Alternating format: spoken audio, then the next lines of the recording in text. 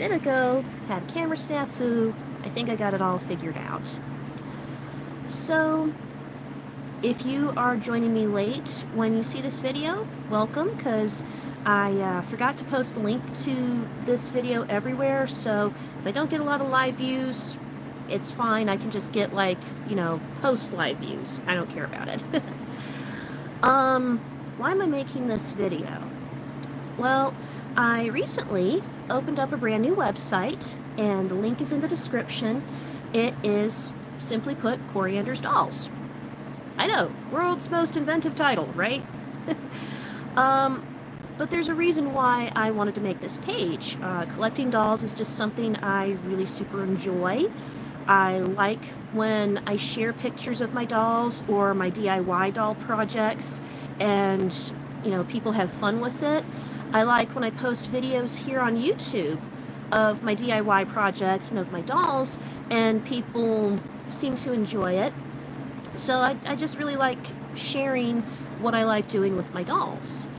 And most of the comments, and there's not many, but most of the comments I've gotten have been pretty positive, and I've gotten some messages from folks who also enjoy doll collecting, and oh, hey there, Mabook, how are you?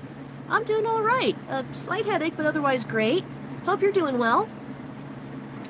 I don't get too many messages about my dolls page.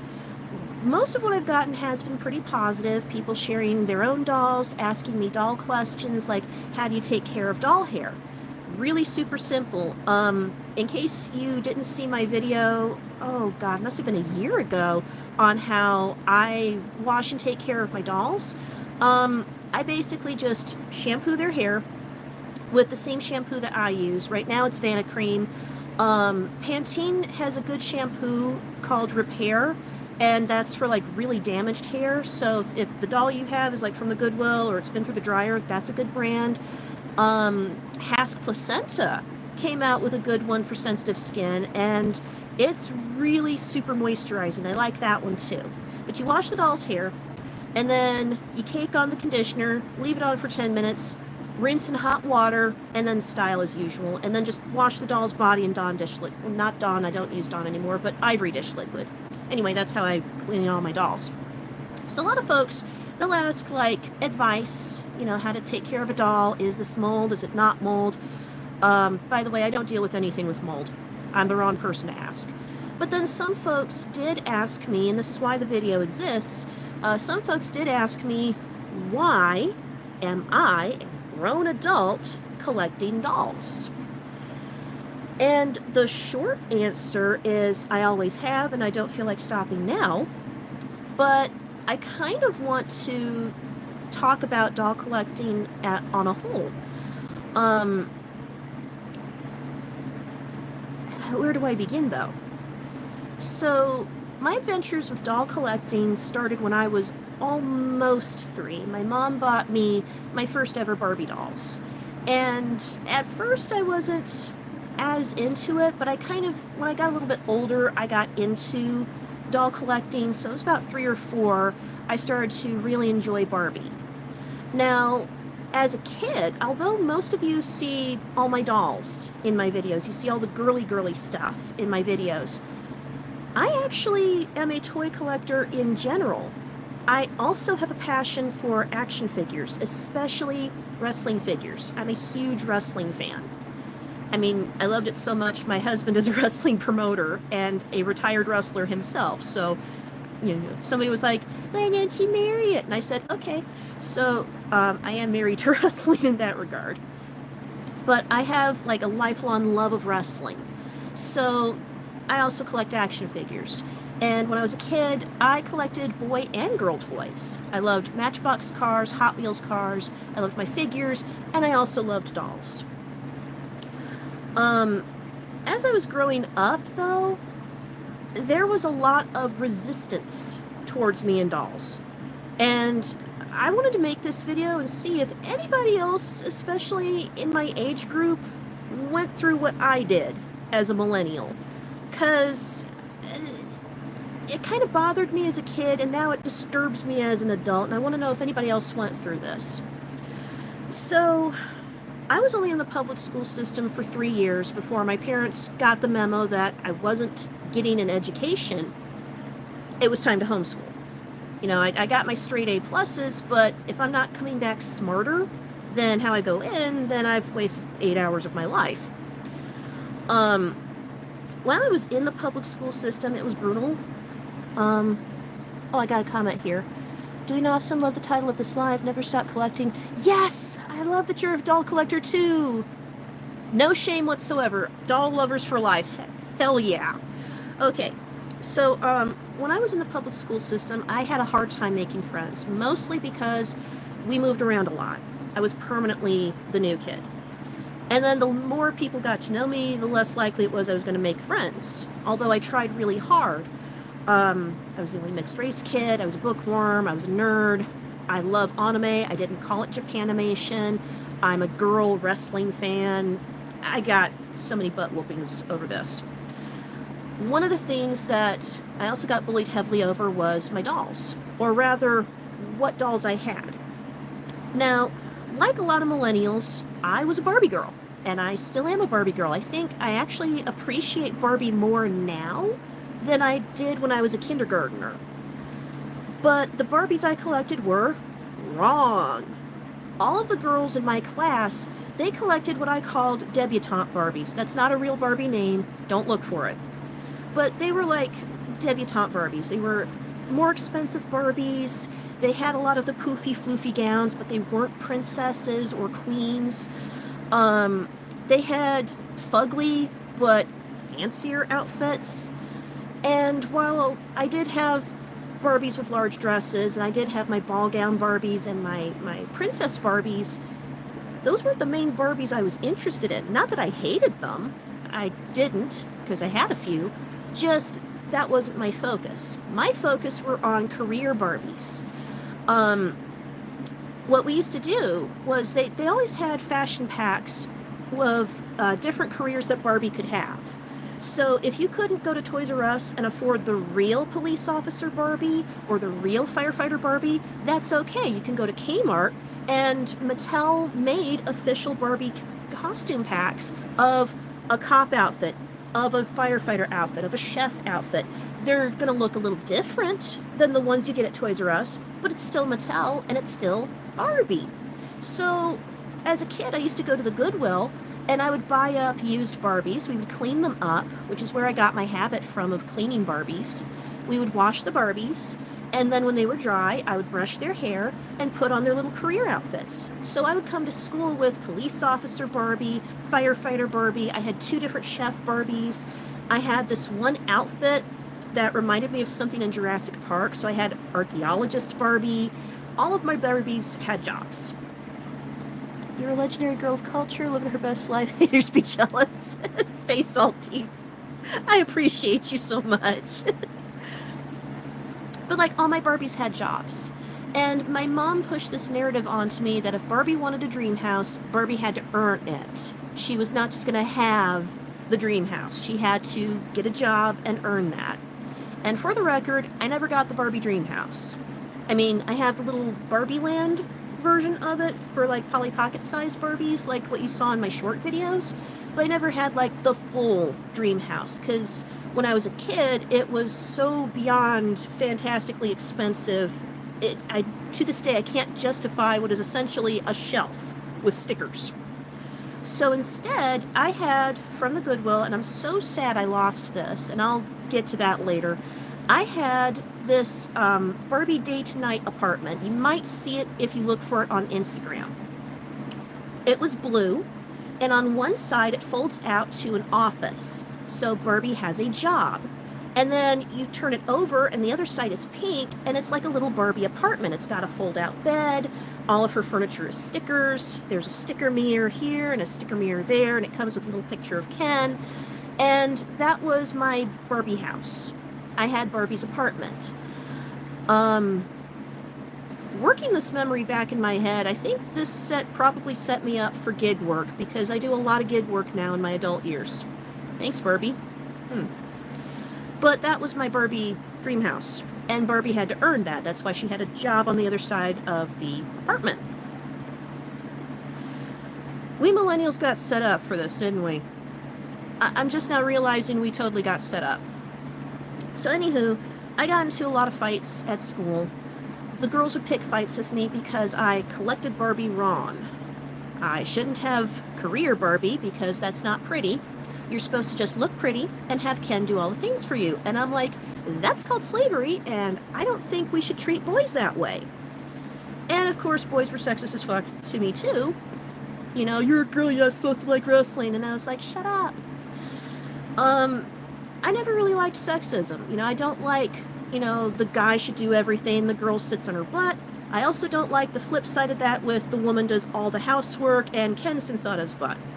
I don't like sexism either way. I believe in equality, and these girls just weren't it. So I had a really hard time making friends over Barbie. When I got turned 7, things got weird at my house. And again, I wonder if any of you out there put up with what I did, because what I'm going to describe, I've been told is, what's the word? Abnormal. So let's go into what happened when I was 7 years old. My father picked a fight with me over Barbie. Now, at the time, there were 2 other girls in my class that also had fights with their daddies over Barbie. But the fight was usually, Barbie's expensive, I need more money for me. Because for some reason, everybody in my mom and dad's age group married really selfish people. So, like, all of the guys were jerks that my mom went to school with, and the output beyond that was not better. Which is why my mom does not make any effort towards finding guys in her age group, because they suck. But anywho, when my dad decided to pick a fight with me over Barbie, I thought it was going to be like how my classmates had their fights. Barbie's too expensive. You already have a blonde Barbie. Why do you need another one? I was expecting that. I was fully prepared. I even, and this is a little bit nuts, but I even had a brochure in crayon and construction paper that I made for why Barbie matters and Barbie belongs in the house. By the way, this is not normal for a 7-year-old. But I had to make shit like this because my dad liked picking fights over juvenile things. But anywho, you want to know what his fight with me over Barbie was? Surprisingly, it was not the cost, unless it was my birthday, where he loved being the princess in the ballroom. He had a fight with me because, tell me if this sounds familiar, I collect Barbie wrong. My dad is a Barbie collector. But my dad does not like career Barbie. My dad likes Bob Mackie Barbie. He spent my whole college tuition on Bob Mackie Barbie.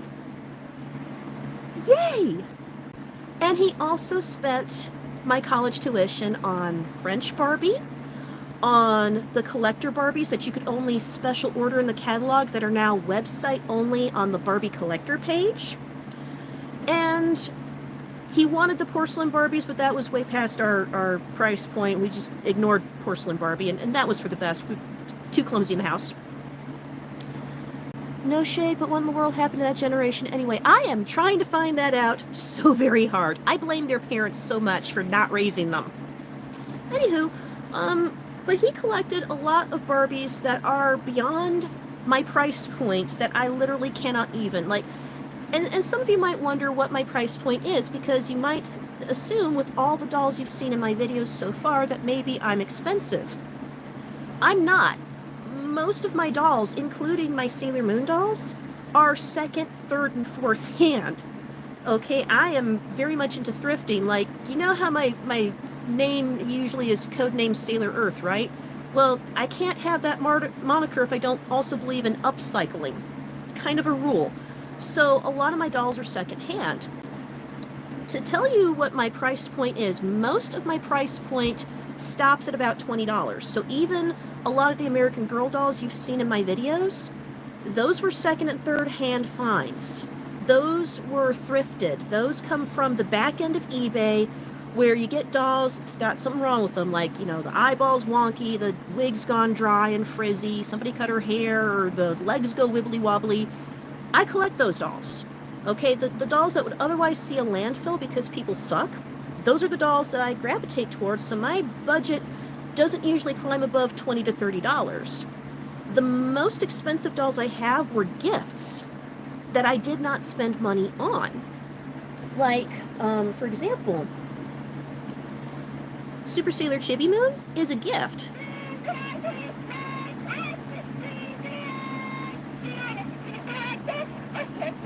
You know, she was my holy grail. She's my holy grail doll. She was a gift from my friend Stacy, and I believe with shipping she was like $275. And then my next expensive one is Addie, and I think she was like in the $130 to $175 range. I don't remember. I don't have the catalog in front of me from when they had the 35th anniversary. She too was a gift from my friend. And those are just some of a handful of dolls that I have in that price range. Most of them are not going to climb above $20. Matter of fact, here's a 13-year-old beauty right here. Indigo, my G2 Rainbow Bright doll. You know, so my dad collects Barbies that are so beyond my price point. Like, his cheapest doll was French Barbie. That was $85. And keep in mind, that's $85 in 1993. So if you have a calculator on your phone or your laptop and you can find like the conversion for 1993 money to 2025, you're going to see that Corey ate ramen and mac and cheese. A lot. And he collected, that was the cheapest of his doll collection. The rest were Bob Mackey's. Those were about $200 a piece. And again, this is 1993. So obviously, that's like the equivalent of like $500 to $600 today with inflation, because, you know, all the things went up. So yeah, like, he was mad at me because I didn't enjoy the same dolls as he did. And I knew this was a trap, because if I asked for a doll like that, I was going to be called expensive, and I was going to be called a whole bunch of names. I love when you upcycle and customize your second hand, give them a new life and a new story. Well, thank you. I appreciate that, and I'm going to continue doing that. It's my hobby. But like, if I had asked for an expensive doll, because I did ask for Addie. As soon as I knew Addie existed, I wanted Addie because I loved the books so much. Oh my God, he threw the world's biggest temper tantrum. So I was like, time out. So you're mad at me because I don't collect expensive Barbies. But if I ask you for an expensive doll, you're going to be up my butthole. Where does this make sense? It was a catch-22. I was not going to win no matter what. So he was mad at me because I didn't like the same Barbies as him. And I was like, well, sorry, not sorry, but cop Barbie's cute. I'm not old enough yet to question police officers. So, cop Barbie is cute. She had like a little mini skirt. And then he also got mad at me because I take my dolls out of my box. Now, if you didn't see in a previous short, I don't know if YouTube took it down, because they took some of my shorts and then put some of them back, and I'm not clear on why, because I was asleep when it happened. But if you haven't seen it or you don't know about it, I do have an article on HubPages about why I decard and unbox all of my dolls. When I was a kid, it was because I want to play with them, and to a degree, I still do. It's also because the boxes that Barbies are in deteriorate quickly and badly. I once went to a flea market and I saw a Teenage Mutant Ninja Turtles figure that I really, really wanted, but the tag board had fallen apart and had mold on one side, and the plastic, the blister pack that Leonardo was in, it got yellow and tacky and gross, and it was permanently stuck to his arms. And because plastic is a porous material, it absorbed whatever carcinogens came off the plastic. I was so grossed out at that point. I never wanted to see another package as long as I live. So yeah, I unboxed my Barbies. My dad was keen of the NRFB committee. If you ever saw the Dexter's Lab episode where he almost gets annihilated by Barbie fans because his friend took Bicentennial Darby out of its package, they are the same. So he got mad at me because I unboxed my Barbies, and I'm like, I'm 7. What do you think 7-year-olds do? They're going to open stuff up and they're going to play with it because that's what the doll is designed for. So he started fighting with me about it, and then he really wanted me to outgrow Barbie in a hurry. Anytime I brought in anything into the home that was pink or sparkly or rainbowy or Barbie, he would throw the world's biggest temper tantrum, and he'd scream at me because I'm supposed to outgrow that. He should be honored and proud that his daughter is a doll lover just like him. You'd think we would have something in common. We were part of the same Barbie forums before there was social media. We were part of AOL forums, which were like newsletters that you would get in your email box. And we were also part of message boards about Barbie. We were into the same groups, but we just didn't get along on Barbie. Totally weird. He looked at me as competition instead of as his daughter. Psychotic. But he wanted me to outgrow Barbie so he could have Barbie to himself. I don't think that sounded very normal, do you? So anyway, this would be like the rest of my time dealing with my dad. And it kind of made me more rebellious. The more he got pissed at me, the more I collected Barbie. Barbie became a symbol of rebellion in my room. This was the same dude who got mad at me for liking cartoons at, once again, 7 years old. He was mad because I liked Bugs Bunny. And I was like, well, Bugs Bunny's funny. And I like cartoons. He tried to break me of my cartoon habit by tricking me into watching Watership Down and lying to me saying it was just like Bugs Bunny. By the way, if anybody tells you you should watch Watership Down or Plague Dogs, that person's not your friend anymore. You need to block them. So, yeah, everything was a fight. So the more he fought with me, the more I rebelled and collected Barbie. Other kids get something pierced, I collected Barbie. That was kind of my thing. We moved around a lot, like I said, and a lot of times it was into not good areas. Areas that were pretty darn dangerous now that I revisit things as an adult. And it did have a deep effect on me. I was also pretty isolated, and no, that had nothing to do with being homeschooled once I started being homeschooled at 8, because I was isolated as a public school kid too.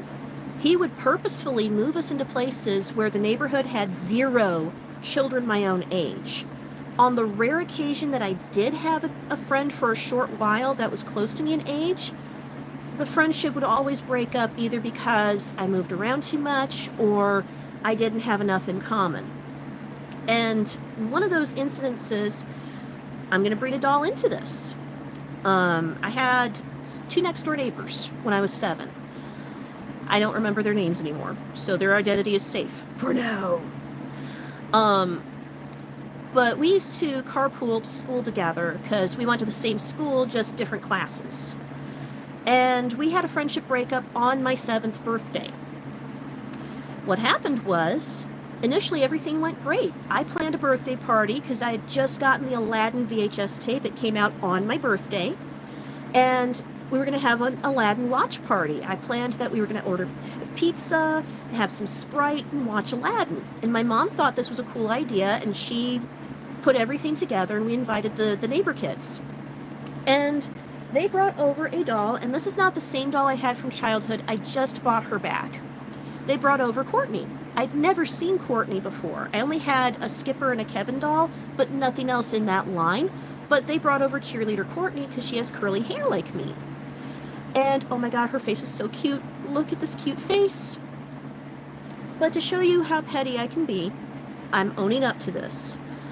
After they handed me the doll, they were kind of unholy terrors. They were rude to my parents. They tried messing with my little brother. We put him in another room. He was not yet 2 at the time.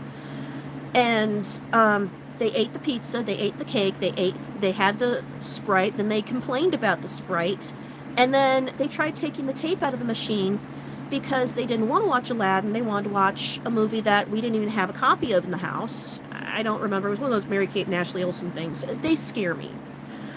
And they were super rude, and my mom called their mom, and they had a fight over, I'm really not clear on what, because my mom was being really nice, And they decided that we weren't friends anymore, and then they left my house. And I was really, really sad and really upset and really mad because they were so rude to my parents. But poor Courtney is so darn cute. So, like, I never forgave them, but I kept the doll. And they did ask for the doll back, and I was like, what doll? And I hid her under a pillow, and I pretended that she had gone missing. And then I brought her back out when I realized I was never going to see them again. So, Courtney just became my new BFF at that point. So yes, even at 7, I was this petty. And that's kind of how I have been. Like, you know, I still have things in my collection that I got from people who are no longer my friend.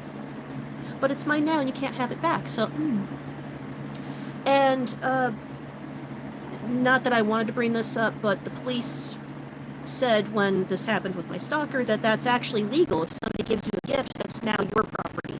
They can't ask for it back. So, not that I wanted to bring that up, but hey, something that you have now. I need to get the phone cord because I don't want to blast through my battery. Hold on a second. Oh yay, I unplugged that. Hold on, I gotta plug in the cord again.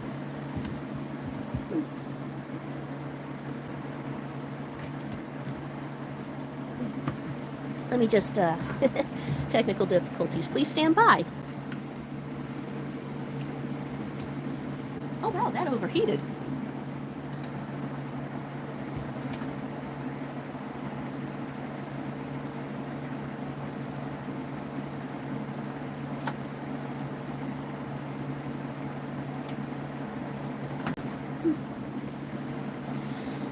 Getting a new plug because this one overheated.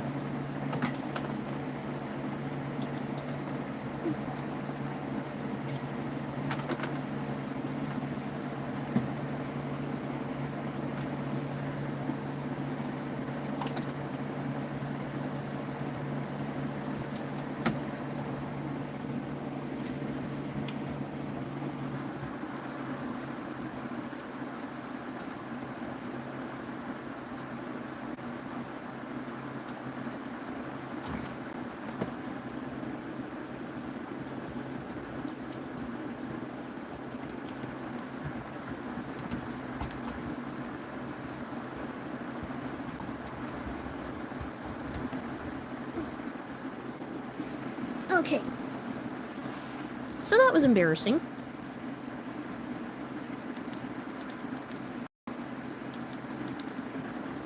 Sorry about that. Okay, now my phone won't die on me. So anywho, that's just how petty I could be. There. So, like I said, we moved around a lot. And even when I was in public school, thank you for understanding. So even when I was in public school, I was pretty isolated. It wasn't by choice. We just kept moving to neighborhoods, didn't have a lot of kids my own age. I had a hard time connecting with kids because we were not into the same things. And it got pretty lonely, to be honest, even though I have a little brother and the places we lived in were pretty cramped, so it was like I had very little privacy. It was still lonely because I didn't really have anybody my own age to connect with. And I think in some ways it kind of did affect me, just I didn't want to admit it at the time because I'm a Scorpio and I want to be super tough. That's going to come back in the story in a comedic way. So let's fast forward to about 96, 97-ish. This leads into like my peak Barbie years. I would say 96 to 99 were my peak Barbie collecting years. And around that time, they started upping the ante on Skipper and Stacy dolls. And they started climbing down in price. Now, when I was originally collecting before this, Barbie was usually the cheapest of all the characters you could buy because Barbie is just everywhere. So I had more Barbie dolls than I did Skipper or Stacy for the longest time. And when I went to the store, a lot of the Skipper and Stacy dolls, and keep in mind, this is 1990s prices. Yeah, 80s and 90s Barbie was the bomb.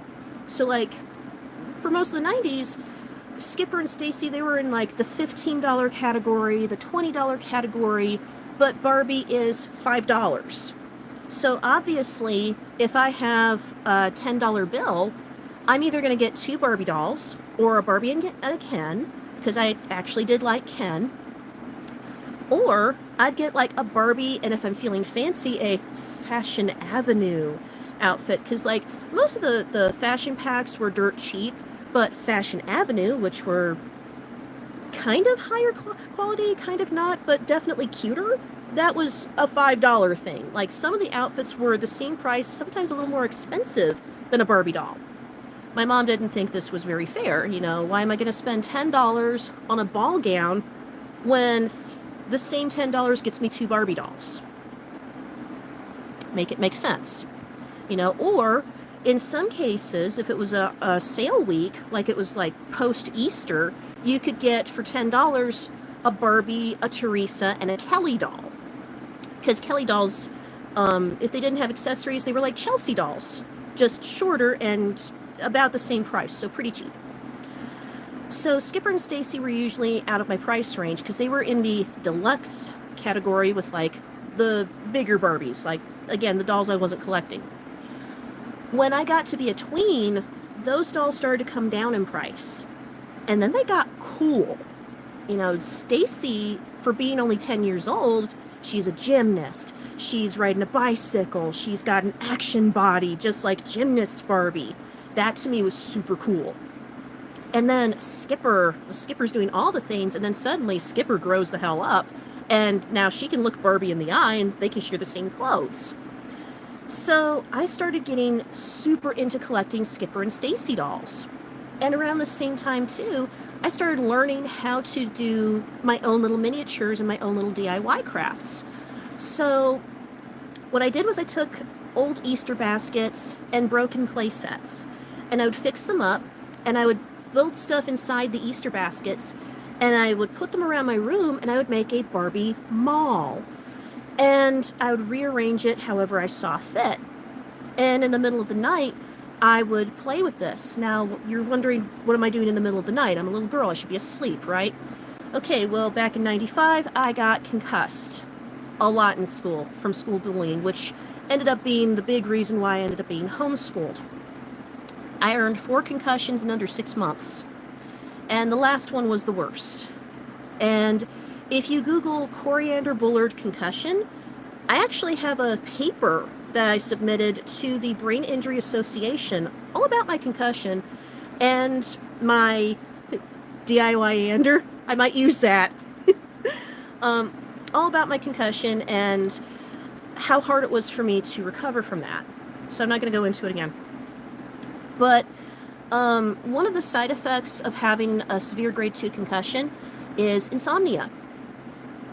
I either couldn't sleep most nights, or the nights that I could sleep, I would have vivid, crazy dreams. Some of the dreams became my Key-Chun Demon Hunter book series, which is on Amazon, and the rest of them were so violent and horrible and gory that I really don't want to describe them on YouTube, because I don't feel like getting banned. But I had no luck with sleeping whatsoever. I got concussed at 8. I didn't start having a normal sleep pattern until I was almost 13. That's how bad I got hit. So what I would do to try and tire myself out is I would watch a lot of TV with the volume down low, and overnight I would watch a lot of Cartoon Network, but then from like 2 in the morning until 4 in the morning, they played a lot of gross out cartoons, like the worst episodes of Two Stupid Dogs that didn't have Secret Squirrel, and Cow and Chicken, and Ed, Edd and Eddy, and I didn't like those cartoons. And then they had like a lot of weird stuff that you can find on YouTube that would play between cartoons. Like, they had a mini cartoon about a dead fish, and one about a cardboard dude named Bob. It was really weird. I think drugs were involved. So I would flip over to the music stations, and the music stations overnight would play music videos that were not allowed during the daytime. So it was a mixture of Europop and new metal, and I would listen to the Cranberries, Disturbed, Linkin Park when they were all new. And when I say new, I mean David Draymond had hair, like long hair. And I listened to like Mudvayne, Insane Clown Posse, and like over in Europe, the Backstreet Boys were big there, but like they weren't going to be big in America for a little while. So like I saw all the pop acts in Europe before they came back here. Long story. You can Google it. There's a documentary somewhere. But anywho, I would listen to the music, and then I would sneak out of bed, and I would go to my Barbie mall with my Skipper and Stacy dolls. And I would pretend like we were buying clothes. I would live vicariously through the dolls and pretend I was their size and I could wear all the cute stuff that Barbie has. And this was how I coped. This was how I coped with the loneliness. This was how I coped with the moving. This was how I coped with not really having a lot of room to be a girl. So it was healing. It was healing for me. It was also around this time I started collecting my Sailor Moon dolls. Now, as a matter of fact, here's one of my childhood dolls right here. I started with the 6-inch dolls, and then my mom surprised me with this on my 12th birthday. And the neat thing is that the night before my birthday, I had this crazy dream that one of my 6-inch dolls turned into her, and then turned into Super Sailor Moon. And when I got much older, I ended up finding the Super Sailor Moon doll that I saw in my dreams. So when I came downstairs and she was there along with a copy of the manga, I screamed because it was literally a literal dream that came true.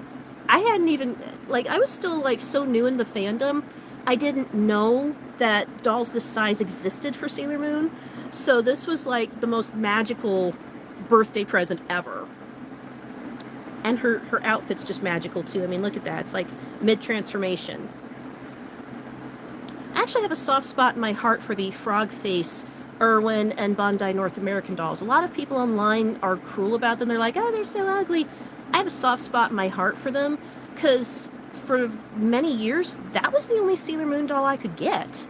There were no others. And by the way, finding Sailor Moon dolls was a pain in the ass, because, like, KB Toys sold them, but they only sold select characters, so I never got a Mercury until I was an adult. So I only had Moon, Mars, Jupiter, and Venus, and varying hair texture qualities, so I have like multiples.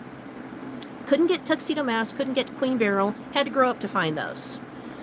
So, soft spot in my heart. Finding Sailor Moon stuff as a kid was super rare, even online. So it was like, if you found this, this is treasure.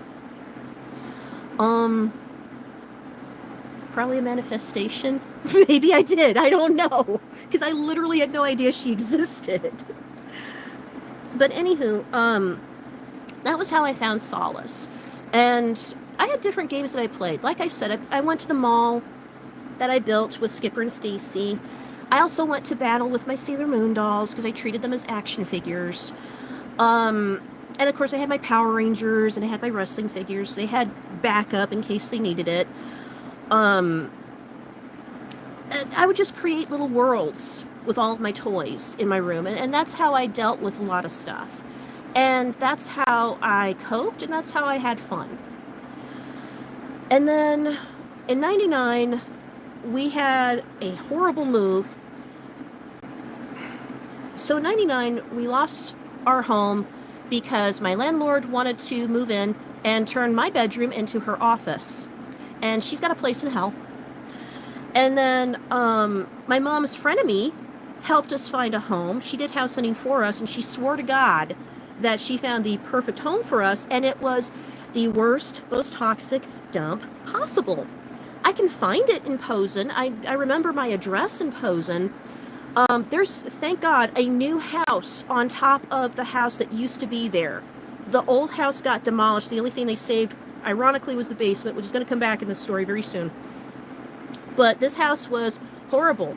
It had a horrible black mold problem. We had a mildew problem.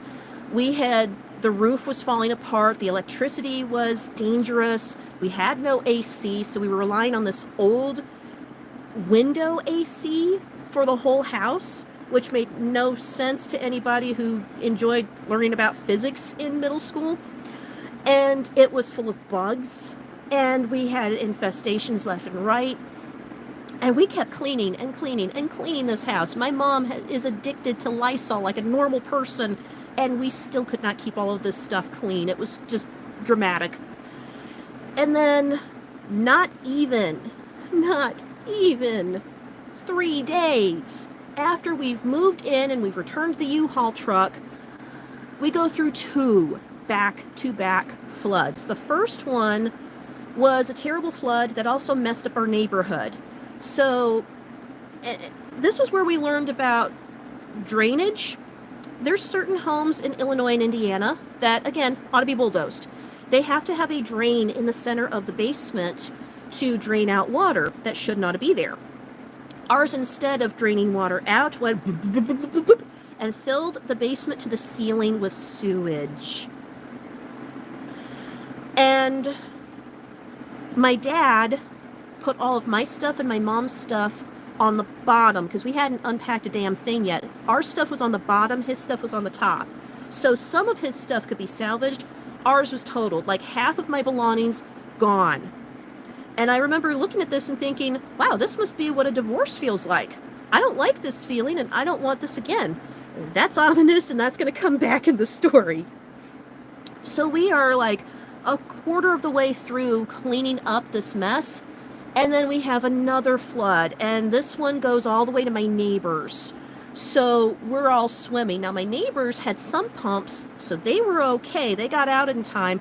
We looked like a national disaster area. You look in my house, and it looked like what you see when Florida goes underwater, or like what just happened in Kentucky not too long ago. We were swimming in sewage. I was devastated. I don't think I ever mentally recovered from that. And we had so many periods of false hope. Every time we would find a closed bin, because we knew the cardboard boxes were totaled. Anytime we would find a closed, sealed Rubbermaid tote, we would have false hope that maybe something survived. And then about 2-3 days after letting it all air out later, you could smell the mold and the poo-poo and whatever else was floating in that water. I don't know, zombie juice. But it was just an ever-loving nightmare. And after we were done cleaning up the floods, and after we were done getting the basement, I'm not going to say fixed because it never was, but at least to a point where you could deal with it in time, control the water, and get it taken care of before it got bad, we still had so much in the house that would mold over time because stuff goes into the air. Mold can go in the air. It's very difficult to get rid of. So we were Lysoling the air. I don't know what kind of chemicals I must have been ingesting, just Lysoling the air, but this was like a routine practice. And because everything was expensive, we were stuck for several years with a horrible landlord. Around this time, my doll collecting, it didn't stop, but it slowed down considerably. And there were multiple reasons for that, and none of them had anything to do with me growing up. By this point, I was just entering my teen years, my early teen years. So instead of growing out of dolls, that must have been horrifying. It was, and I need to go back to therapy for that. Yeah, we were uninjured. We were okay. Sucks that many of your belongings and keepsakes were ruined. My mom got hit the worst. She's a comic collector. She had signed comic books from like the 50s and 60s, from before she was ever born. And she had autographs from a lot of the Star Trek actors who've passed away. So she got hit the worst. As much as I want to cry for what I lost, nothing compares to what my mom did. Like, my mom was just so devastated. But instead of outgrowing dolls, this was where I needed them the most. And this was also where I couldn't have all of them. I was able to save my Sailor Moon collection, except for one little paper gift bag. And there's a version of it on Avani's gift shop and on eBay that I might buy back, but it's like $10, and that doesn't make sense in my head. But everything else I saved. All my dolls are still here. My childhood dolls are still with me right now in this room. But I had started to lose a lot of my Barbie collection. And I started to lose a lot of other dolls that I had. Like one of the dolls I bought back, actually 2 of the dolls I bought back recently were part of that flood. And let me show you. So this is, her hair's a little poofy because it's hot in this room. This is my Goody Dreams Dreamy Sweets doll. And I think I gotta change her battery. She was working, there she is. There we go. I just bought her back not too long ago. There is a video on my YouTube channel about it. When I was 12 still, we went to Toys R Us one day, and they were clearancing off a lot of odd dolls that just never took. She was one of them, and then the other was Indigo. And these are the replacements that I bought back because I lost my originals. And these were dolls, and again, I know I'm past that age, but even at 12, I still enjoyed playing with them. And on some nights, like when I really had a hard time sleeping and playing in the Barbie mall didn't do it, and watching music videos or using my TV VCR combo didn't work, what I would do is something that my mom would do as a kid. And slight Yume Twins vibes. You know, I get that too. I love Yume Twins. I had to stop my subscription for money reasons, but I want to restart it so bad. They have the cutest Hello Kitty right now. It's a Decora Hello Kitty, and anyway, one of the things I used to do is actually a habit I picked up from my mom. We both liked Nancy Drew books, the old, ancient Nancy Drew books from the 30s. And I used to have some that I bought from a library sale that were like first edition from the 30s. So I used to take my dolls under the covers with a flashlight and read Nancy Drew books and give myself even worse nightmares because I don't know why, but reading Nancy Drew does that to both me and my mom. And Goody Dreams, of course, would go with me because she lights up. So I would just keep pressing her hand so I could keep reading the Nancy Drew book. And Encyclopedia Brown. I remember seeing your... Oh, hi, Holden. I remember seeing your video of Goody Dreams and the short video from Indigo. Yeah, it took a long time for me to heal from that. But I would read my books under their covers with my dolls. Now, here's where my doll collecting had slowed down temporarily. And it had nothing to do with me being a teenager at all. The first problem was money. A lot of people, when they hear the Great Recession, they only remember the one that happened in 2007, where some of us who were becoming adults suddenly had none of the avenues that our grandparents had, like for silly things like jobs. That wasn't the first recession. We had another recession. It was called George W. Bush should never have been fucking elected. And that hit our area pretty darn hard. I started noticing that my parents were working and they were getting paid the exact same dollar amount as they were in the Clinton era, and it was covering a lot less. We got hit with inflation bad. And it also hit doll collecting. That $5 Barbie that I told you about at the beginning of the video, now she's $10. That $15 Skipper, now she's $20 to $25. And if my parents are not making enough, I don't have an allowance anymore. And I was in a weird zone where I was too young to have a job. So I thought, okay, I'll just do what my parents and grandparents did. I'll just babysit. No. My mom's frenemy still owes me money. She never paid me for all the times I babysat for her. I love how the 80s and 90s had so many unique fantasy doll lines. Yeah, that's why I never understand why people complain about, the Fairytopia dolls, because it kind of goes along with what we had back then. I feel like it's the natural progression, but anywho. I had a lot of people shortchange me. This would carry into my adult life with gig work. It's not gotten better. And I had a lot of people who didn't trust a teenager from that kind of family to watch their kids, and that's fine. I don't like your kids anyway. I had a lot of neighbors that didn't trust any of the kids, not just me, just anybody on our block with a lawnmower. They didn't trust anybody going near their homes to do chores. So all the teeny bopper jobs that our grandparents love to complain about on Facebook, didn't exist. When I did get old enough for the burger flipper jobs, my mom and dad's generation ate them. Why did they eat those jobs? Oh, because their parents wouldn't go away and retire. They needed pin money. So all the stuff meant for my mom and dad's generation stayed with the boomers. And everything that was supposed to be for my generation, mom and dad's generation got. So that meant no work and no way for me to earn a living. There was no OnlyFans back then. Probably a blessing. So, if you have no money, you can't buy dolls. The second problem was what was available. Now, to paint a picture, yes, there was internet shopping. We had etoys.com, we had Toys R Us, which usurped eToys, and then we had Amazon and we had eBay. What we did not have were a lot of people willing to sell the dolls that I wanted on those specific websites, or if they did, they wanted way too much. Not much has changed. So, for example, Sailor Moon dolls. They're cheaper now than when I was a kid. So that was something out of my reach.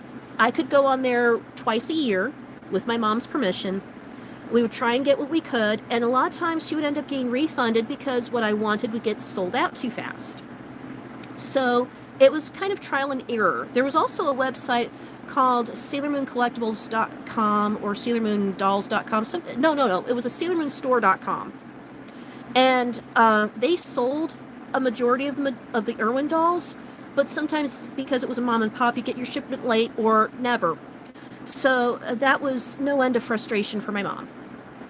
And then at the stores, the sexism.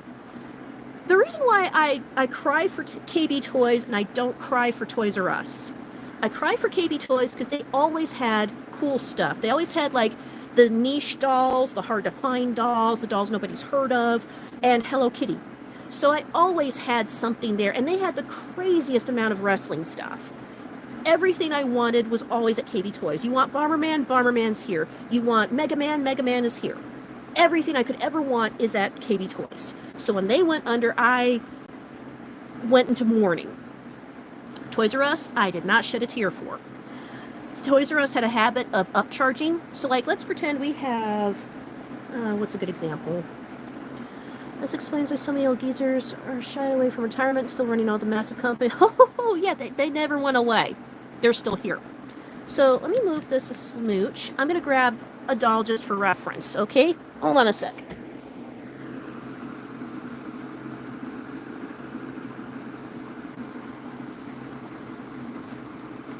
Okay. I'm only grabbing this one because she's within reach. So for right now, I've dressed this one up.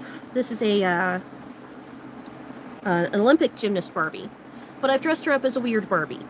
This is just because I got this weird dress with a doll that I'm going to customize, and I don't really like the dress, but I don't want to waste it. And this came from the Dollar Tree, but it's also a Mattel Barbie necklace, and this ribbon is cute.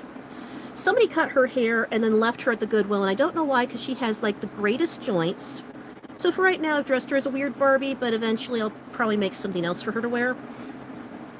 But anywho, I don't have any of the Barbie movie dolls yet, so this is the next best option. But anyway, let's pretend that this Barbie is on sale, okay? If I go to Walmart, this Barbie, with nothing attached, no brush, no shoes, no accessories, although she does have shoes, Walmart would have her for $10. Kmart would have had her for $9.50, maybe $8 on sale. And then Meijer or Target or some other store might have had this doll well within the $7 to $12 range, okay? Same exact doll. Same no accessory having doll, same UPC code and everything doll at Toys R Us, $30. Make it make sense. I only went there in what is now the dead West Oaks Mall in Houston, Texas. It closed. Yeah, I've never recovered from losing KB Toys. And in my area, we had KB Toys and we had KB Toy Works. And that was like a little outlet store that was adjacent to KB Toys. And they had even more cool stuff. Like, my brother and I got all the Dragon Ball Z figures from there before any of the Dragon Ball Z commercials hit TV. So, yeah, I've never stopped mourning. But Toys R Us would upcharge. And at my local Toys R Us, they were sexist as all hell. There was one day I came in with a Toys R Us flyer because it had the newer Irwin dolls with the baby faces. And it had like Sailor Moon, Sailor Jupiter on there. And it also had some really cute Barbie dolls that I wanted, and a Skipper doll and a Stacy doll that I wanted. Well, I go to Toys R Us with the flyer in hand, and there's not even a spot. It's not like they sold out. It's just not there at all. Nobody ordered them. So I asked the manager with the flyer in hand all about these dolls. And he bitched, whined, moaned, and complained, you girls have too much, you have too many dolls, we're kind of trying to downsize dolls at our store, I don't even know why girls are into dolls, you're too old for dolls. And I'm like, dude, what do you mean you want to downsize the girls section? We have 3 shelves, and the rest of the store is boy crap. I promise you don't need any more boy crap. My own little brother, who is 100% masculine, says you have enough boy crap. If he says you have enough, you have enough. Dude didn't want to do that. And then he had me stand there and explain what a Sailor Moon is to his coworkers so he could laugh at me and make jokes about Sailor Moon's boobs. I'm 14. Do you think I want to hear boob jokes? I think not. So, a lot of the stores didn't want to carry what I wanted to collect. And then as I got a little closer towards the middle of my teen years, there was a big Barbie shift.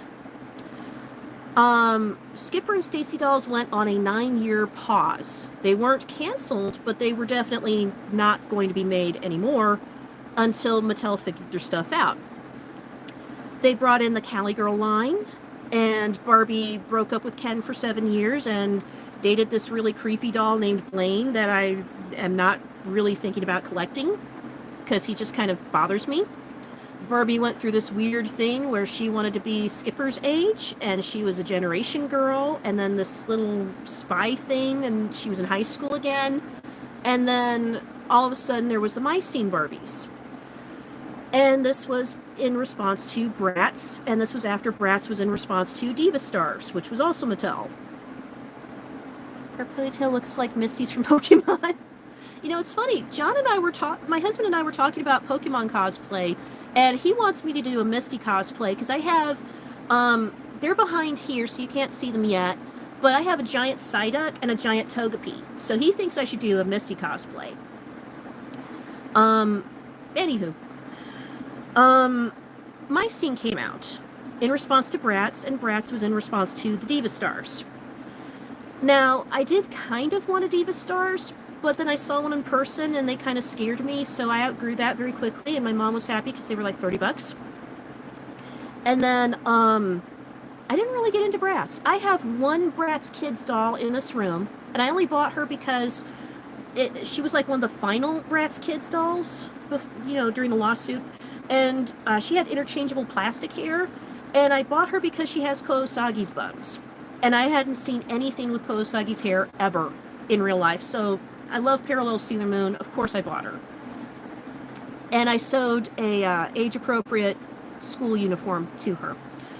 I wanted to give Bratz a try. 2 problems that I had with Bratz. One, I just didn't like their makeup. They were heavy into that Trish Stratus lip liner and the eyeliner, and I guess because I was spoiled on Barbie, I like when makeup doesn't have that, so I didn't really like the lip liner. The other problem I had is that a lot of the Bratz media is vapid. Like, I get it, it's for little girls, but Barbie has ambition. Barbie has jobs. Skipper has jobs, and she's a minor. She's not always babysitter Skipper. No, Skipper works at Target. Skipper works at places.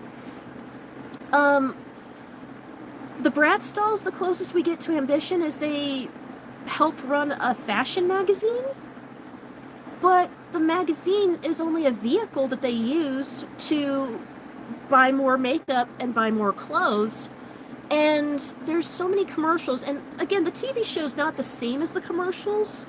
This TV show is slightly better, but in the commercials, it came across to me like they wanted to use boys.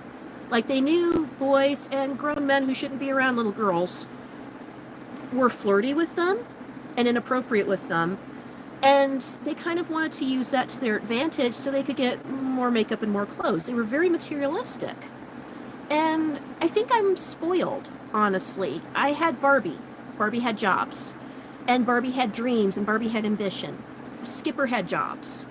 Sailor Moon, all of her friends have career goals. And then you've got Sailor Uranus, who has 2 jobs. She's a pianist and a race car driver. And then another show I loved was Tenko and the Guardians of the Magic. And Tenko is a magician and a magical girl. And she's got magical boys in her team. And then Allie. And, you know, they fight evil and they're magicians. And her best friend is an exotic animal veterinarian. So to go from a world of dolls and girl media where everybody had ambition and jobs to, I just want to wear makeup and use boys, it didn't jive with me. I didn't like that. I was the oddball out. I didn't get into it. And then, of course, My Scene came out, and I kind of do want a Madison doll because I really love her hair, and I love the shade of blue they use in her eyes against her tan skin. And I think of the reproduction My Scene dolls, she's got the cutest outfit. I love that little butterfly top that she's got. But even My Scene was a little bit off-putting. I loved the art. I thought the art style was really cute. And then they opened their mouths. And they had slightly more ambition than a Bratz doll. But I still wasn't comfortable with Barbie trying to be Skipper's age. And then the whole thing with her dating River before the Blaine thing happened. I do agree with you on the commercials. The TV show and the movies were slightly better. The My Scene movies, on the other hand, were a hot-ass mess. What was that one where Barbie was jealous because one of her friends was too close to River, and then she leaves the My Scene line, and Kennedy pulls a single white female on her and takes her man and her dog. Excuse me, her underage boyfriend and her dog, because Barbie's a grown-up and River's 16. What was that? Like, if you told me this was Skipper's school life, I could understand, because Skipper at the time was 16 before they sent her back to being a 14-year-old. Barbie's a grown-up. Barbie shouldn't be messing with River. That's a baby boy. But, Barbie was definitely able to afford her own dream house, because all the wonderful figures she had. Yeah, that's why I didn't understand why in Generation Girl and My Scene, they made her a high school kid again. Like, maybe they meant it as an alternate universe. I can live with that, but it just bothered me. So the store's just plain quit carrying the dolls that I wanted. So I kind of went on a doll collecting pause. And I would just collect infrequently, and I mostly collected Hello Kitty plushies through my teen years, because those were cheap and readily available. And then when I entered my 20s, that stopped happening until Five Below happened when I was much older. And by the way, Five Below is my favorite store in the universe. So I kind of went on a pause. And then in my 20s, when I got my first job, the first thing I did was go to eBay and see if I could find some Sailor Moon dolls, because I have not grown up. The other thing I used to do as a teenager, I used to sew my own dolls. And eventually I'm going to do a different video for that, because they're over there.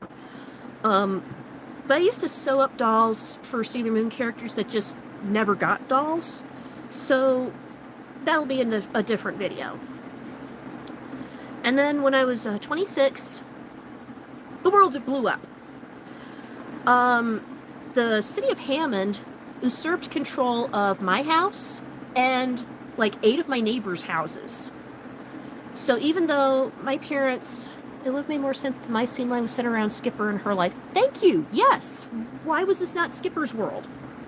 Anywho, the city of Hammond took control of my house and a bunch of my neighbors' houses. Why? Because they wanted to knock them all down, because they were going to get rid of the Walmart we already have and put a super Walmart in its place.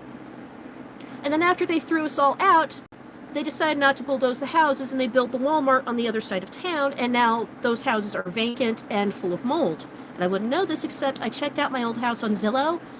And because nobody's taking care of it because it's abandoned and nobody can buy it because it's off market, it's just mold now. It's like flowers of mold, like Sailor Moon R with all the carpets of deadly flowers. That's what my house looks like now. So gross. So my parents got screwed, and it was not their fault. My neighbors got screwed, and it was not their fault. And we were scrambling to find work to try and fight the city, and that never came to fruition.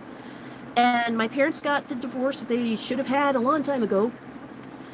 And I ended up moving in with my best friend, who is now my husband, John, father of our baby.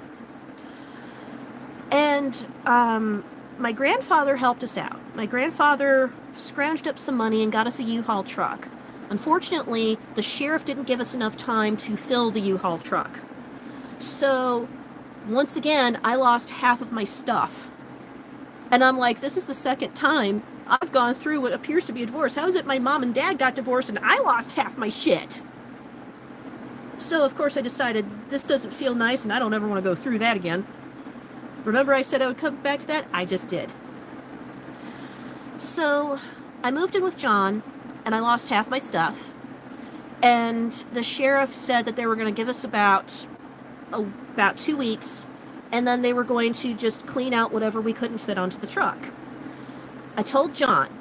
John got some friends together, pulled some money together, and as I was on the phone with U-Haul to schedule a truck to go back to Hammond and go back and pick up the last of my belongings, phone call cut in. I said, I'm so sorry, can you please hold? I'm getting an important phone call. I pick up the phone. It's my dad, laughing. Why is my dad laughing? Has he gone insane? No, he's laughing because he just had the Salvation Army take the last of my shit. He gave my stuff to the Salvation Army and laughed about what a big joke this was. And I was like, please tell me you're joking, dude. I'm on the phone with U-Haul. And he said, no, it's not a joke. And he had sent pictures to my mom. So my mom hits me up on Facebook and she is crying with anger. She's like, you won't believe what this moron did. And I'm like, you won't believe who called me. I was so livid at my dad. We have never spoken since. And I changed my number. And I got a whole ass new phone. I was so mad. I didn't just change the number. I got a different ass phone, different make, model, whole 9 yards. That was the last time I ever touched a flip phone. I was so mad. I think that old flip phone is like a paperweight somewhere in this room. And John saw me. Now, keep in mind, remember how I said I was isolated my whole life? I never dated before my husband. A lot of people assumed that I was... I want to use a slur, because I got called this slur a lot, but I don't think YouTube would appreciate it anymore. They changed the rules. So, I'm going to say that the word that I was called rhymes with door. And I'll let you decide where the W belongs in that. A lot of people assumed that I was word that rhymes with door because I cuss a lot. And I have opinions on wrestling. And, I don't know, the sun is up. But in actuality, I was very much a virgin, and I had never dated before. So, John is my best friend, and now we're boyfriend and girlfriend. But, because I'd never been in a relationship before, I tried too hard. I tried too hard to act like a grown-up. So, I tried to act like I wasn't angry and sad and dying inside when my father pulled this prank on me. So I put on a front. For 3 weeks, I had a total facade. I had a fake persona and everything. I was, I'm grown up now, and it was just childish belongings, and I'm not really like that at all. John knew that I was bullshitting because he saw my photos on MySpace with me and my giant Hello Kitty plush. So he knew I was bluffing and not doing a good job of it, but because he knew I was trying not to lose my shit and not end up on the 6 o'clock news, he was a good sport, and he let me continue playing pretend that I was a good grown-up. I'm not, but he let me play. And I played pretend for 3 weeks. And then 3 weeks after this happened, we go to the flea market. Now, in London, Kentucky, we have 2 flea markets. We've got the old flea market and we've got Wildcat. Most people want to go to Wildcat because a lot of the as seen on TV stuff gets tested here before it goes to national commercials. So you get to see a lot of stuff way before anybody else. It's a really cool place. As much as that's a cool place, though, I loved going to the old flea market more because it's old-timey, it's old world, there's merchant tables everywhere, they change stuff every week, and there's a bunch of toy collectors there. So you never know what you're going to see. It's different every single week. So we go to the flea market because we're going to put up flyers for the next wrestling show, because like I said, my husband's now a wrestling promoter. So we're putting up flyers, we're talking to people who recognize him, we're having some fun. There's a Game King in the back. Game King is a huge chain of old video game resale shops in Kentucky, and they had one at the old flea market. And I remember this because I used to have a Retron 3, and it played NES games, and I grew up with SNES, I didn't have NES. So when I saw Game King had a wall of NES games, I remember running towards it like, oh, I'm going to buy my first NES game. I'm going to have a bunch of NES games. Do they have Mario? Do they have Bart Simpson? What do they have? I get closer to the wall. It's an entire wall of Fester's Quest. And there's drawers of games, and if you open the drawers, it's all Fester's Quest. There's like a mazillion copies of Fester's Quest. And if you ever look at the Angry Video Game Nerd video on Fester's Quest, it's not a good game. I don't know why they had all these copies of Fester's Quest, like every bad LJN game, but that was the only games that they had. So it was just like egg on my face. But we had a good laugh about it, and we're going to the flea market, we're having fun, and then I turned a corner. Now, there was this old lady who used to be there, and she had a porcelain doll shop, and most of the time, I would avoid her store like the plague because porcelain dolls kind of creep me out. And she collected the dolls that looked like the creepy dolls in that one episode of Sailor Moon where Mika made her own little dolls and then, like, Nephrite possessed one of them. That episode gave me some serious nightmares. And so I don't go near porcelain dolls at all. I'm like, keep that shit away from me. But I walked past her store, and in the window, she had 4 of the dolls that I had just lost. Now, I haven't put them on YouTube yet. They're in a different bin. They're behind the camera, but I have to figure out which bin they're in before I can put a video up. And right now, I'm not doing it because of the Annabelle situation. See, I have there's 4 Raggedy Ann dolls that I have. And the real Annabelle is a Raggedy Ann doll. And she's kind of been in the news for some bad reasons lately, and I don't want to scare people. And the last time I tried putting up a Raggedy Ann video, YouTube dinged me for spreading Annabelle conspiracies, even though I didn't know about Annabelle until John told me. So I'm not doing it right now. But in the window were the 4 play school Raggedy Ann and Andys that I grew up with. There was an Andy with small eyes, and Ann in a blue dress, and then a Christmas Raggedy Ann and Andy with like the standard Raggedy Ann face. And they looked exactly like they did on Christmas morning when I was like 4 years old. And I just kept staring at them. Because I just lost those dolls. They were the last things that I left on my bed before I had to go because we had to take the truck back. And I kept staring at them. And I didn't want to tell John, but I was having a lot of nightmares around this time.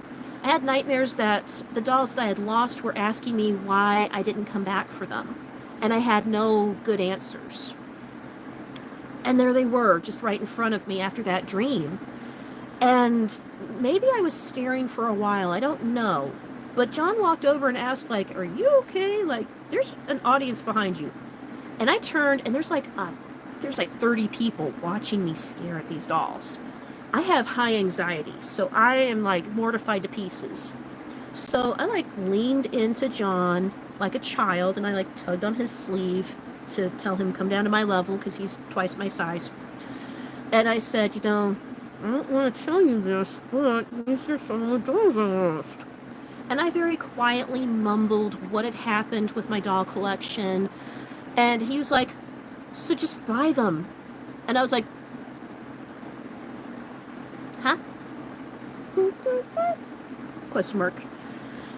And he was like, yeah, just buy them back. Hey, lady, how much are these dolls in the window? The one with the Annabelle face. And they were $5. So he bought all 4 of them. And he gave them back to me. And he was like, here you go. Now you got them back. And to him, this is nothing. Because it's $5 and he's not going to remember the $5. He's not going to care about it. To me, this was a hole in my heart that got healed. I had never had a moment of feeling healed before. It's a shame because Raggedy and Andy are cute stuffed dolls. It's a shame because they have a long history too. I actually have one of the old Raggedy Ann books. A bit controversial though. Video for another day. It's downstairs. But like, I'd never felt healed before. Ever. I'd never had a hole in my heart just close and heal, like, this is not going to traumatize you, you can move on now. I'd never had that feeling before. I suddenly had that feeling. And when I went home, no nightmares. The nightmares completely stopped. It was all done with. I could have a normal night's sleep for a change. Something else I was not used to. Sleeping 8 hours. Just, I felt better. I felt healed. And yes, Sean is a keeper. We made a game of it. Like every week thereafter, we would go to the flea market and we would look at the merchant tables and we would try to find stuff that I had lost. So I got back one of my MC Hammer dolls. I got back a couple of Barbie dolls that I had lost. And then we went to this other flea market kind of store, and they had dolls that I wanted as a kid, but they were either way past my price range or just not sold, like the incident when I was a teenager. And now, even though they're NRFB, they're still in their boxes, the prices were very affordable. It's like $10 here, it's $20 here. Nothing went past $20. And I could have it all. Dolls that were originally $60 are $10. So we made a game out of taking back my childhood. And then as I started getting comfortable in our relationship and like the money started to go in a better direction, I also decided to decorate the house. Now right now my house is kind of in shambles because we're in a really tiny house. We're trying to find a bigger place because the baby's growing and he's going to be running around pretty soon. So this is not set in stone. I have a malleable house. But I started to do like small decorations that I could handle. You know, like buying throw pillows and blankets and stuff like that, right? Well, I started buying all the stuff that my dad fought me bitterly over. All the sparkly and pink stuff, it's in my house now. Mermaid sequins, that's a thing. Things that are pink, things that are rainbowy, I have it all. And all cheaply too, because Five Below, Dollar General, Dollar Tree, they all have stuff that I'm interested in. So I can bring in all the stuff that I was denied as a child. And at first, John and his friends and his frenemies were like, you know, oh, this is very vagina-tastic. But then after a while, John said that he felt happier with some of the brighter colors. Because before, he didn't really have a lot of decor at all. It was kind of like beige and whatever was on sale. And now, like, there's bright colors, and it helped him figure out what he wanted. He really likes green. He likes the same shades of green that I like. We both love emerald green. So there's plenty of emerald green hues in our house. And he likes blue, and he likes purple.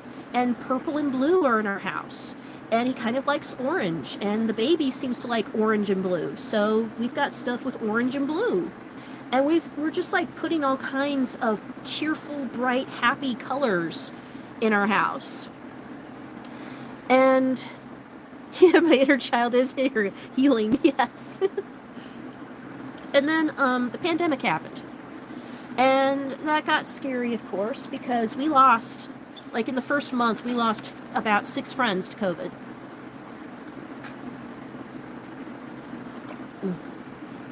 This is good stuff, by the way. It's got vitamins. Aldi. I love black cherry. We lost a couple of friends to COVID, and we went through like a serious lockdown. Like, I don't know how it was in your area, because each town had different rules. In our area, we had cops patrolling up and down the street at all hours. We were only allowed to go outside for groceries and for medical reasons, and that was it. If you got caught, like, trying to go get your hair done, if you got caught at the necessity, or had more than one family member in your vehicle, they would arrest you. They were not here to play. They want that bird flattened. So, I was the one who volunteered to go out and do all the grocery shopping. Because my mom, we're all immunocompromised, but my mom suffers from bronchitis, and my mom has a lot more health problems than I do. I don't want my mom out.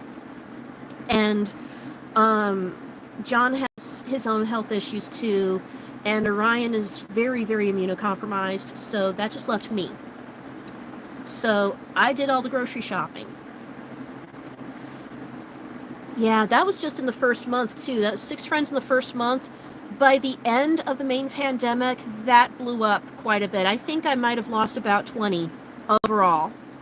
Maybe a little more than that. Some had different health issues, so it's a little hard to tell. But it was pretty bad. Now, I did all the grocery shopping during COVID. And at first, I didn't mind as much because I figured, you know, everybody else is masking, I'm going to double mask. And I actually enjoyed wearing a mask. And I'm a little mad that it's too hot right now because I want to go back to wearing a mask. Because the whole not getting sick thing sounds like a lot of fun. And when I did get sick, it was only with like the Omicron variant, so I lived. And it wasn't as bad as it could have been if I had gotten the first couple of strains. And the whole not having colds, where I constantly had colds before COVID, it was nice. So I didn't mind the masks. I even bought cloth masks and I decorated them. I put like patches like Sailor Moon and Hello Kitty and Barbie and different cartoon characters on there too. Like I had a bunch of Disney princess ones. And I would like put sparkly stuff and rainbows, and I would just wear them. And the more decorated they were, the more it cheered up people in town who got screamed at by those who hate masks. And those who appreciated the masks, they felt more cheerful because I was wearing cheerful masks. So it felt nice that I could wear something and take the pain away for someone. It was literally the worst. It made my anxiety and mental health worse at the same time. You and I are about to be the same as I go through this part of the story. So at first I didn't mind it as much.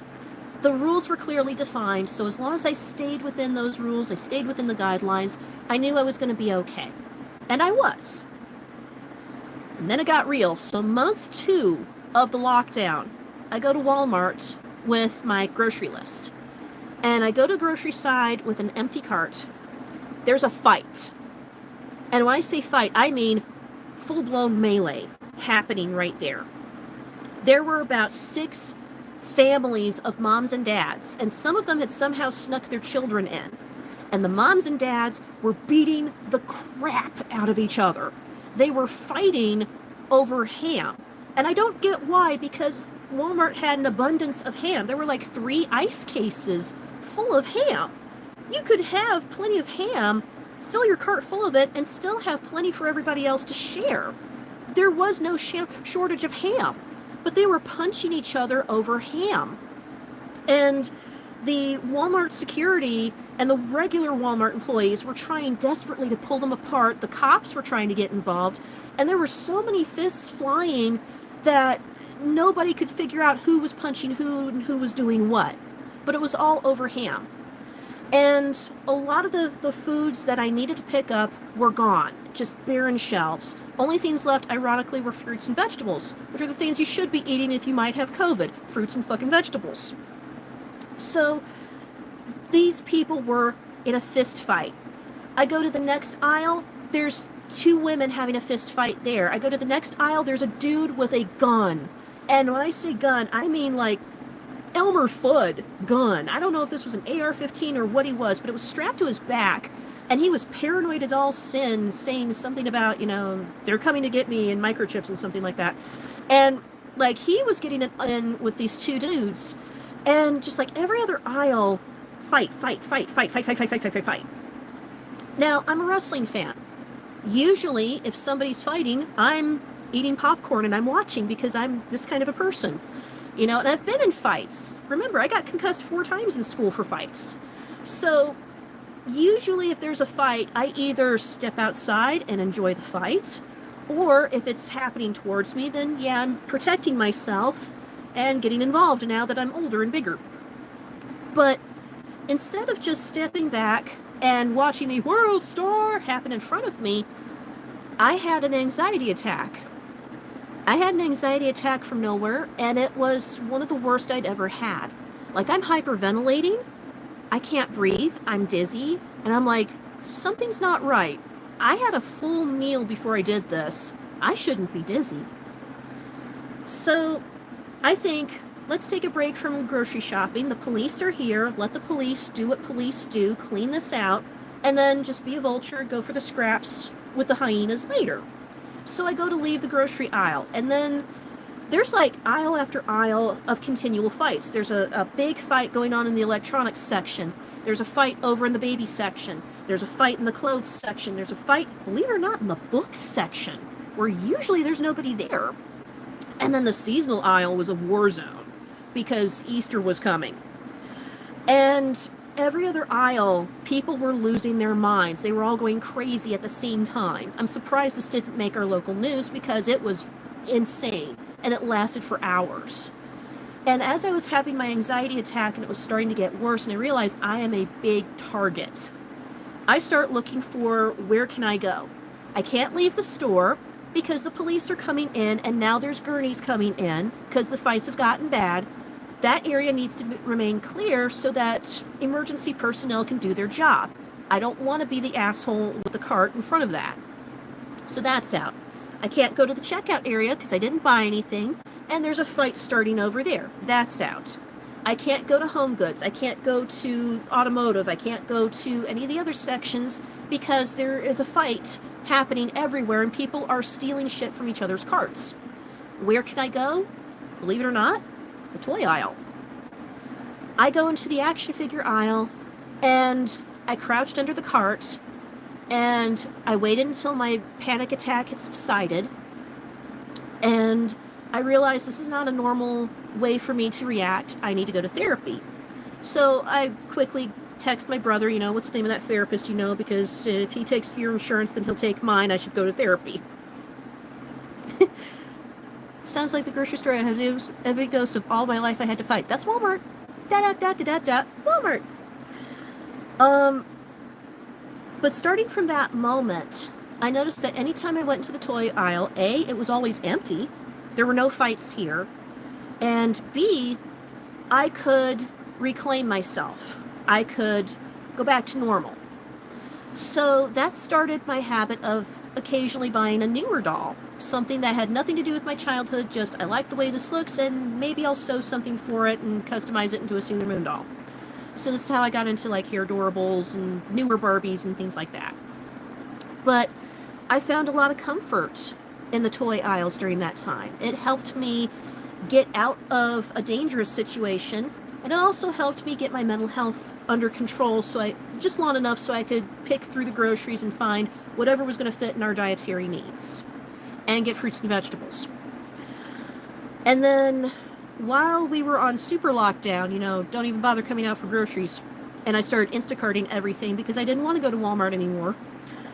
I sort of went through a moment where I kind of rejuvenated my girlhood a bit. My friend Stacy, like I said, she sent me my Chibi Moon doll and my Addie doll. And I did a video about Addie. It's on my American Girl playlist. It's the first one on my American Girl playlist, so you guys scroll to the bottom. But Addie, of course, meant the world to me. Addie was like the doll that I could never have, the doll I could never afford when I was growing up. And her stories resonated the hardest with me because she's only 3 years younger than my third great-grandmother, Johanna. So when I read about the world through Addie's eyes, it's like I'm reading through the world through Johanna's eyes. These were the books that connected me to my ancestors. These were the books that connected me to the world that they knew post-slavery, and helped me get interested in family history, in history in general. And Addie's books, they resonate with me. I felt with her. You know, when she felt far away from home, I was moving around the country when I started collecting these books. So I felt like I had a companion in Addie. When Changes for Addie came out and she lost Uncle Solomon and Auntie Lula, and there wasn't a lot of support for her, I got that book around the time that my great-grandpa, my grandfather's father, passed away, and his little brother passed away, and a lot of my family members passed away, and I couldn't come home in time to say goodbye. So I felt like I grieved with Addie when she was grieving. So to me, the doll is like a reflection, not just of like that childhood holy grail, but also this was a character that I could resonate with, and it was like my chicken soup for the soul during the darkest points of my childhood. So when I embraced my Addie doll, I cried. I had to redo the video that you guys see on YouTube because the first video was trashed after I started crying. And that got me into collecting American Girl dolls. I collected the magazines. I'd lost the magazines. I collected the books. They're downstairs in the living room. And this was my first time collecting American Girl dolls. And through collecting American Girl, you know, a lot of them still come with books. So I started reading these newer books, and I started rereading my old books, and I started reconnecting with my girl side. You know, it was like a celebration of that female side. Cinnamon pink color. Yeah, her Be Forever dress was actually kind of cute too. Some of the Be Forever dresses are hit and miss. Addie got a cute one. Addie and Samantha, they got the cute ones. But during that time, when everybody was on lockdown and everything was scary, I retreated into the world of dolls again. And that was very healing, and it was positive for my mental health, and it got me back on track. So sometime after that, I put up a little Facebook page for some of my dolls, and Facebook is whatever. And then last month, I actually put up a real website. The link's in the description. But I have a real website now just for my doll collecting.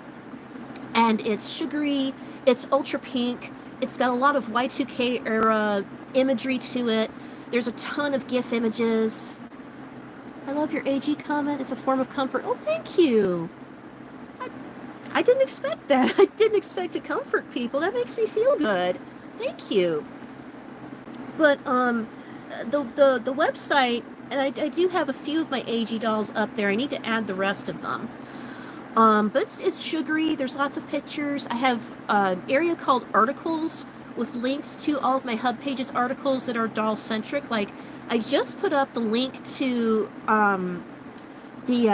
my review for the Build Lily movie. Somebody put that up on YouTube. It was called their channel is called House Haus of Lily, and they found the Lost Build Lily movie. And I just watched it, and I love this movie, and it was well worth the wait. Excuse me. It was considered lost media for the longest time, but now anybody can watch it. And I downloaded a copy just in case. But I put up a review of that, and that's one of my newest HubPages articles that's doll-related. I have articles listed there for, like, all my Barbie articles and things that are within that universe. So if you don't want to scroll through all of HubPages, you can just scroll through my new website, Koriander's Dolls. Genius name. I have another blog on there where I give random thoughts, and this video will be on that blog later tonight. And I have a lot of like selfies of me with some of my dolls. I've got a couple of cosplay of me of some of my dolls in there mixed in too. And it's just like my little sugary pink getaway, my little hideaway on the internet. And the reason why I made this page is because I was looking through the Internet Wayback Machine last month. And I really, really, really need to update my Moon Sisters website. I have had no time for this, but I really super need to. On Moon Sisters, I have a spot called Linky Dinky Rinky Doos. And it's got a bunch of links to other Sailor Moon websites from other Sailor Moon fans and some of the official stuff. Most of those links now link to the Wayback Machine, because unfortunately, a lot of these sites just died. People just didn't upkeep them anymore. Real life happened to them.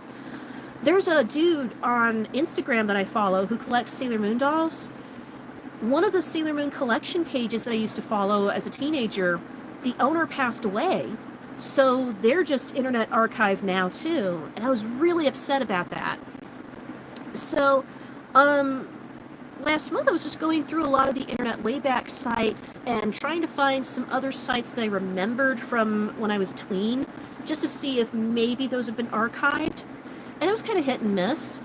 But one thing that I noted in going through all those websites was how fun the internet used to be. I feel like the internet's not fun anymore.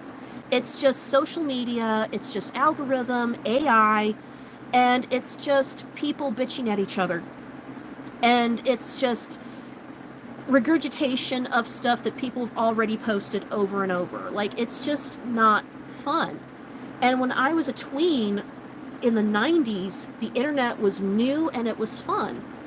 We had a lot of fan sites that didn't have message boards or chat rooms or even email addresses, which one of my younger viewers told me that they don't want me to put my email address up so much anymore because now that can be used against you somehow. I think it's a security issue. So it is something I will look into and maybe scale back on, because I do get a lot of spam, so maybe this is my own fault. But anyway, there were some websites, though, that had no way to contact the webmaster, and it was just about having fun. It was like pictures and videos, albeit this was the 90s, so crappy format. Your eyes would bleed if you looked this up. I don't recommend looking at AVI videos. And then, like, games. Like, people would use JavaScript. Not just Java, but JavaScript, which is an entirely different thing. And they would just make up games. And one of those Java games, I taught myself how to code. And if you go to my husband's newest website, flowwrestling.net, and you scroll down on the main page, I made a tic-tac-toe game out of JavaScript, and it still works right now. Everything feels dystopian and disturbing. So much anxiety and pain. Yeah, there was a lot of disturbing content, too, in the 90s. Like, I'm not going to give them a whole pass. There was some sexist stuff back there. But, there were also a lot of fun pages. Pages where people would just write about, you know, this is why I like Chibiusa, or this is why Sailor Jupiter is the greatest character. And then they would have games, and they would have, like, stuff you could print out, like coloring pages or paper dolls. And, which reminds me, I gotta pay on my HP subscription for my printers. And then, they would just have, like, a lot of cool pictures and fun stuff. There's one page in particular I'm trying to find, and I don't remember the name. Can't stand AI, that's why I'm a traditional paper and pencil person. I'm still drawing a few Sailor Moon drawings. Keep drawing them. Please keep drawing them. Keep it alive. Please do that. Please do that. You make me very happy if you do that.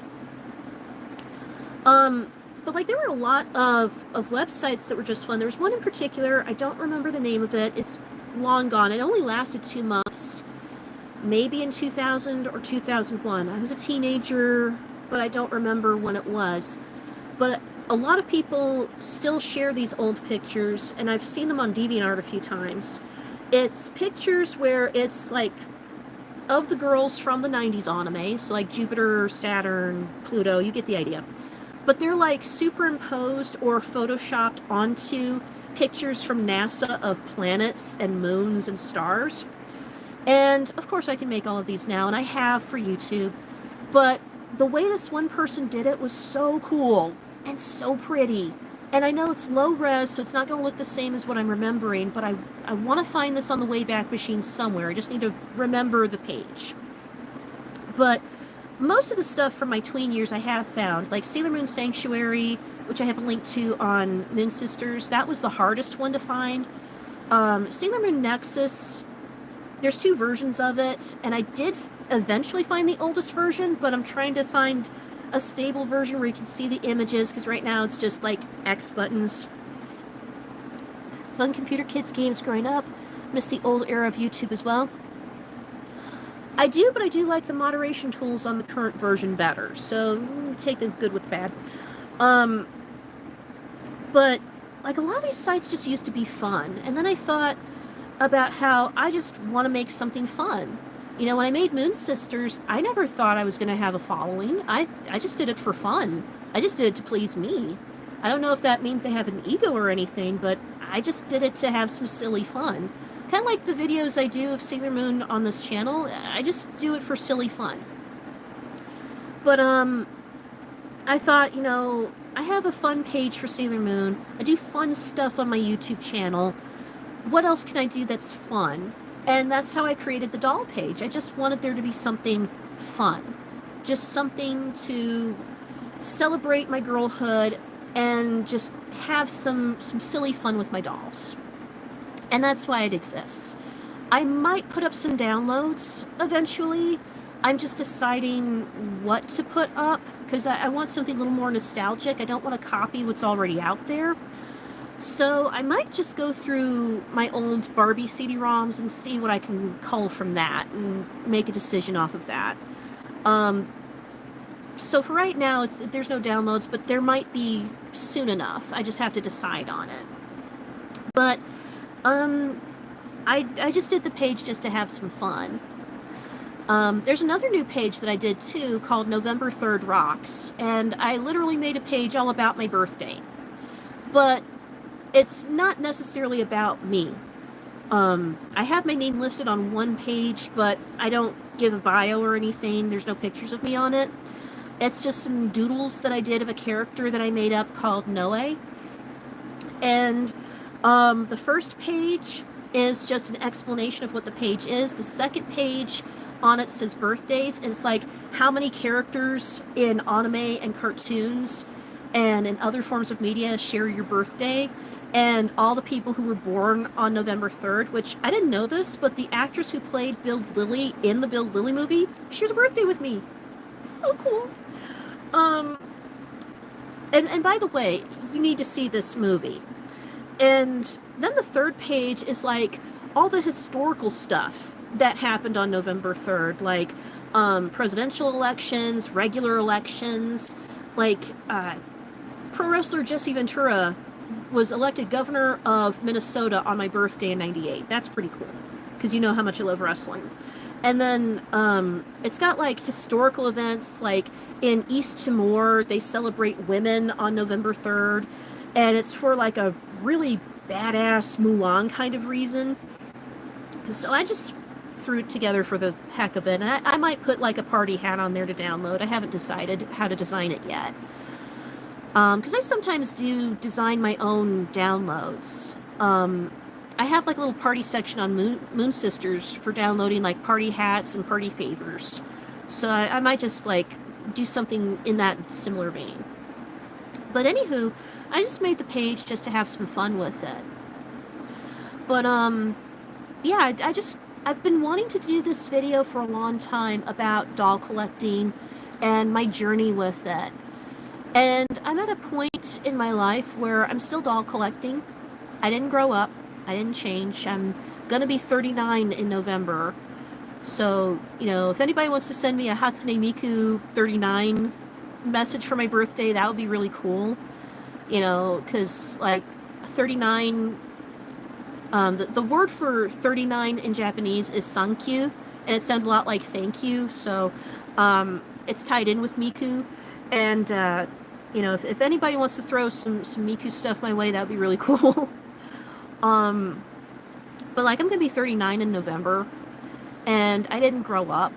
even with being a mom, I haven't grown up yet. I still doll collect, and I'm still doing my DIYs. Like, I just now realized behind me is a car that is meant for Barbie. I got this at the Dollar General, and I put Chibiusa stickers on it, and I sprinkled glitter all over.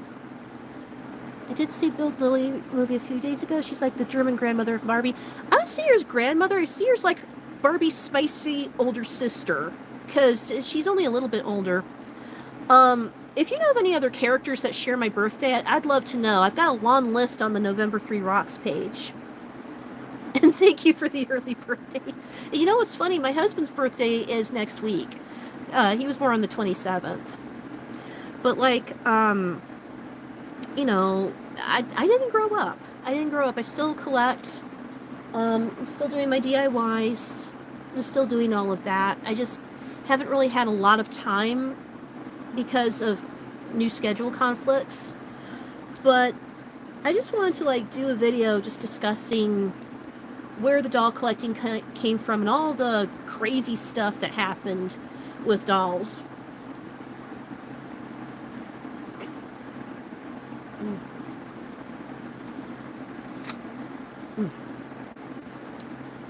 This is so good. I wish they would sponsor me, but they're Aldi. But anywho, I'm starting to lose my voice a little bit, so I need to go get a lozenge, and then probably think about like what else I'm gonna put up on my new doll page. I did take some pictures earlier, so I might post those. Oh, your birthday is coming up. Oh, when's your birthday? I'll stick around a little longer so you can type that. When's your birthday, Mabook?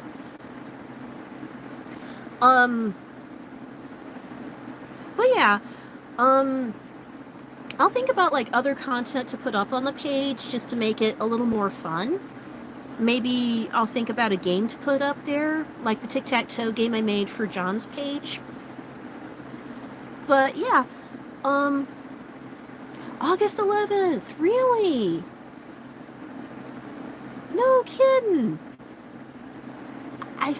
I have a relative who was born on that day. I have to see which one, because I have like 3 relatives who were born that same week in August, and I just have to find which one it was. But anywho, I'm starting to lose my voice, so this is where I'm going to jump off the video and go grab a lozenge. But as always, thank you folks so much for watching the video with me. And if you haven't yet, please check out the new website. I have the link down below. And on the doll page, I do have a link to the new November 3rd page, if you want to check that out too. I mean, it's a bit early. We're still in July, but if you want to check it out and tell me whose birthdays I missed, that would be great, because, like, I had to redo the part with anime birthdays, like, 3 times. And I still ended up having to go back and do it a 4th time, because I missed a couple of characters. They were, like, from shows I haven't watched yet. But still, I try to, like, have as many as I can. But anyway, thank you so much for joining me on this video, and I'll see you folks soon.